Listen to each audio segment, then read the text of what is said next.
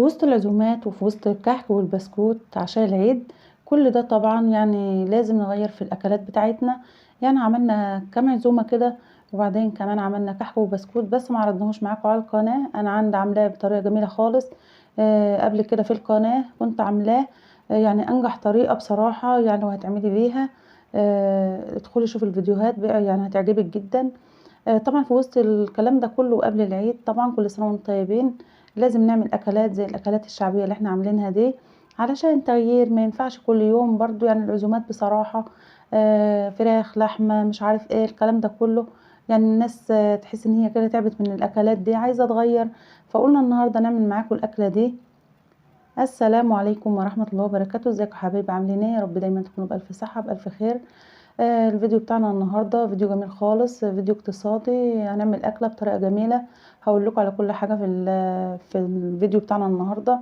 بس ما تنسوش تصلوا على الرسول عليه الصلاه والسلام، وتحطوا لايك للفيديو يا حبايبي، وتشتركوا في القناه. بجد بفرح بوجودكم معايا، وكل سنه وانتم طيبين يا حبايب قلبي. النهارده هنعمل مع بعض اكله جميله خالص، اكله شعبيه. تغيير بقى عن اللحمه والفراخ والعزومات. والكحك والبسكوت في وسط الاكلات دي، ويعني في ايدينا سمنه وعجين والكلام ده كله. بصراحه تحس ان النفس خلاص، يعني تحس كده عايزه اتغير بقى. فقلنا نعمل مع بعض الاكله الجميله دي النهارده. الاكله دي اللي هي هنعملها مع بعض، يعني مش هنعملها مع بعض، انا هعرضها لكم بس هشرح لكم كل حاجه فيها. النهارده عملت صينيه مسقعه جميله خالص، بعملها بطريقه يعني كويسه خالص. دي مسقعه معلهاش لحمه ولا اي حاجه، هي مسقعه طبيعيه خالص. بس على طريقتي بجد والله، يعني لو هتعملي الاكله دي فعلا بتاكل وتشبع كمان. يعني تغيير بقى من الاكلات دي. هقول لكم طريقه المسقعه بتاعتي بعملها ازاي. بس صلوا على النبي عليه الصلاة والسلام الأول. وما تنسوش تحطوا لايك حبايب الفيديو، وكمان يعني تشتركوا في القناة. وياريت تشيروا الفيديو بتاعنا أو الفيديوهات اللي بتشوفوها لينا لأصحابكم وأخواتكم وحبايبكم وقرايبكم ومعارفكم، علشان يعني الفيديوهات بتاعتنا توصل لعدد كبير. وهنبدأ مع بعض.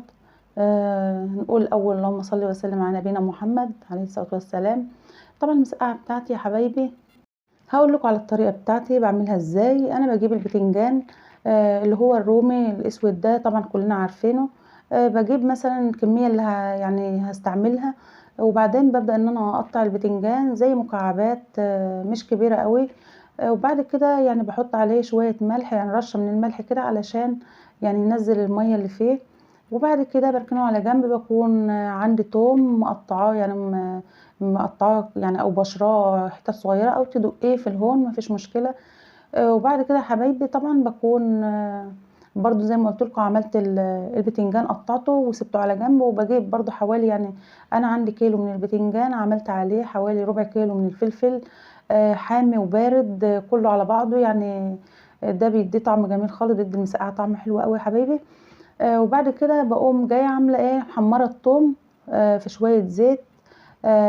وبعد كده بنزل بطماطم مضروبه في الخلاط، بضرب الطماطم في الخلاط وانزل على الثوم.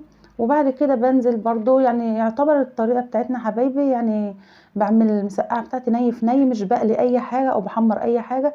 بتبقى خفيفه كده وطعمها مسكر وجميل خالص. وطبعا من غير لحمه والله جميله جدا، احلى من اللي باللحمه كمان. انا عملتها قبل كده في القناه. بعد ما بنزل بالطماطم على الثوم اللي حمرناه، بقوم جايه حاطه البتنجان والفلفل برضو معاه. وبعد كده بحط يعني كفايه الاكل ملح. وما بحطش اي حاجه خالص من انواع التوابل، علشان فعلا يعني بتبقى مسكره وجميله معاكي كده، ما تحطيش اي حاجه خالص. وبعد كده ببدا ان انا يعني اسويها شويه لحد ما تبدا تنشف شويه. وبعد كده ازودها شويه ميه، وبعد كده خلاص بسيبها لحد ما تنشف خالص. بتكون المسقعه بتاعتي استوت كويس. النهارده طبعا الاكل بتاعنا هو عباره عن صينيه مسقعه جميله قوي. حمرنا بطاطس، عملنا طعميه. جبت يعني النهارده جبت طعميه عجينه من بره وقليتها في البيت. بس بصراحه اللي في البيت جميله جدا، انا عاملاها في القناه يعني قريب. فهحط لكم اللينك بتاع طريقه الطعميه تحت الفيديو ده. والله يا حبايبي فعلا انا جبت الطعميه دي بجد والله، يعني فضلت عندي والباقي اترمى. الطعم مش هو خالص، غير خالص اللي بنعملها في البيت. وقطعت خيار ومخلل وخلاص كده وتمام. والعيش بتاعنا، وكل سنه وانتم طيبين يا حبايبي. كده ده كان الاكل بتاعنا النهارده. وما تنسوش بقى تعملوا لايك للفيديو، تشتركوا في القناه يا حبايبي، وشيروا الفيديو لاكبر عدد تعرفوه. والسلام عليكم ورحمه الله وبركاته.